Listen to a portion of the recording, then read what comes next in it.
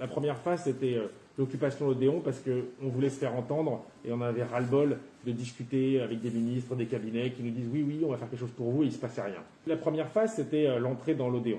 La deuxième phase, c'est la réponse de tous ceux qui sont entrés en occupation et qui est en train d'augmenter, qui continue à augmenter le nombre de lieux culturels occupés. La troisième phase, c'est comment on continue à garder le tempo et comment on obtient réponse sur nos satisfactions. Il y a deux sujets. Il faut des réponses sur toute la liste des sujets qui concernent la culture, notamment le plan de reprise. Là, le gouvernement doit absolument entendre toutes les demandes. Il a commencé à lâcher sur l'accès aux droits sociaux pour les congés maternité et maladie, mais on ne fera victoire que quand on aura eu, c'est ce qui leur coûte le moins cher, quand on aura eu les décrets et qu'on sera sûr qu'ils couvrent absolument tout le monde. La question maintenant, c'est qu'on a peut-être trouvé le moyen, on est persuadé qu'on a trouvé le moyen d'enfin lancer une mobilisation sur un sujet qui est extrêmement difficile. Comme disait Samuel, souvent c'est plus difficile, même s'ils sont plus nombreux que les intermittents de spectacle, que les intérimaires et intermittents, du fait de leur précarité, du fait de ne pas avoir des festivals comme le Festival d'Avignon, ont du mal à trouver le moyen et de trouver l'action.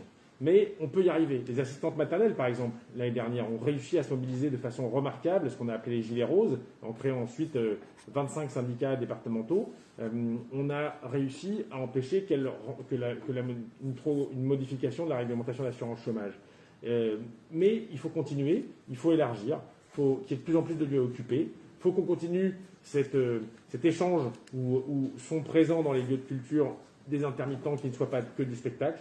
Et il faut qu'on arrive à multiplier les luttes qui sont en lien avec la question du travail, de l'emploi et des droits sociaux, dont l'assurance chômage. Mais maintenant, on est passé à une autre phase. Le vendredi de la colère, on va mener des actions, on va définir les formes, mais des actions qui demandent spécifiquement à amplifier la mobilisation contre cette réforme et pour des droits pour toutes et tous. Si on arrive à multiplier les lieux, en avoir 100, 150, 200, 250, avec partout un débat public, un débat sur les choses dont on parle, mais peut-être aussi sur d'autres choses, car le débat peut-être ouvrira sur d'autres questions essentielles. Là, à ce moment-là, on pourra vraiment les faire vaciller, ou en tout cas vraiment leur faire très, très, très, très peur. Et je pense qu'il faut continuer à renforcer ces actions dans les lieux culturels, les multiplier, renforcer là où ils sont et les multiplier là où ils ne sont pas. Vraiment, si vous occupez un lieu ou si vous n'êtes pas loin d'une ville qui en occupe, appelez les copains, dites allez-y, ça c'est pas occupé, rentrez dedans, organisez des assemblées générales, des débats publics, et je vous assure que le combat ne fait que commencer. Et pas forcément que des lieux culturels.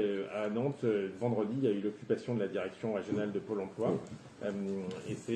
Alors c'est compliqué d'entrer dans les pôles emploi, il faut le faire avec les syndicats de Pôle emploi, mais ça génère des discussions, par exemple, très intéressantes sur la souffrance que c'est pour des salariés de Pôle emploi qui n'ont pas envie d'être des radiateurs, des gens qui virent les gens de l'assurance chômage, mais qui sont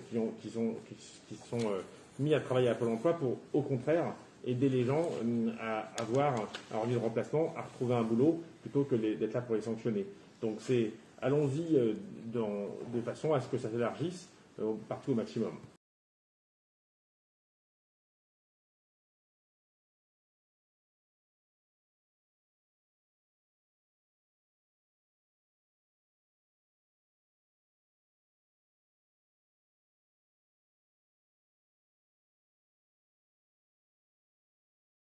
Si rien n'est fait, après le 31 août 2021, on va rechercher 507 heures sur toutes les périodes qui n'ont pas été utilisées, c'est-à-dire en remontant du 31 août et potentiellement même jusqu'à 2019, jusqu'à mars 2019. Ça dépend pour qui. Ça dépend quand est-ce qu'est tombée ta date d'anniversaire. Pour quelqu'un qui avait sa date d'anniversaire, par exemple, en mars 2020, les heures n'ont pas encore servi et on peut chercher les heures sur longtemps. D'ailleurs, c'est inégalité à cette date unique parce qu'il y a des gens pour lesquels, en gros, la prolongation, elle a été de 6 mois et d'autres, elle a été de 18 mois.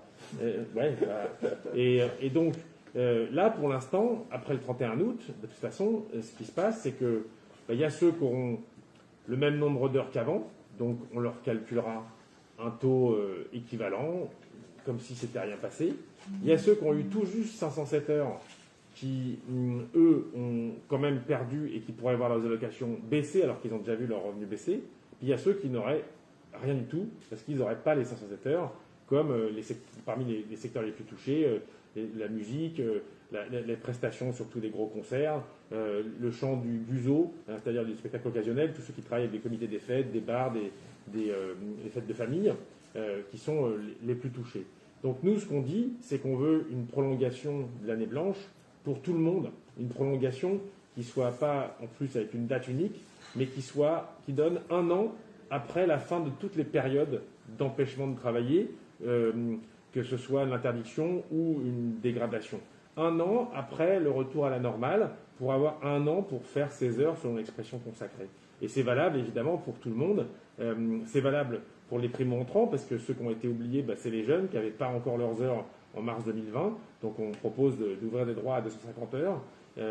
Et c'est valable pour tous ceux qui ont le même besoin. On nous a dit quoi qu'il en coûte, personne n'y perdra. Eh bien, pour que personne n'y perde, il faut qu'il y ait une ouverture de droit pour tous ceux qui n'ont pas été couverts par l'activité partielle et qui ont besoin de ce revenu de remplacement jusqu'à ce qu'on revienne entre guillemets à la normale, parce que la normale, c'était quand même pas le paradis pour beaucoup de monde avant 2020. On parle d'année blanche, mais cette année blanche qui ne concerne que ceux qui avaient déjà des droits ouverts. Donc c'est une prolongation de droits pour ceux qui étaient déjà inclus dans le système. Et évidemment, celles et ceux qui sont sortis des écoles et qui allaient faire leur premier spectacle et qui allaient donc entrer dans le système en faisant leurs fameuses 507 heures, leur ouvrant des droits, et bien tous ces gens-là ont été empêchés de les faire. Et donc eux, ils ne sont même pas sur prolongation, eux, ils n'ont rien. Ils n'ont pas d'année blanche, ils n'ont rien du tout. C'est ce qu'on appelle effectivement les primo-entrants. Et effectivement, il faut absolument une baisse du seuil d'accès pour eux, parce qu'ils ne pourront pas faire leurs 507 heures. Là, tout de suite, c'est impossible.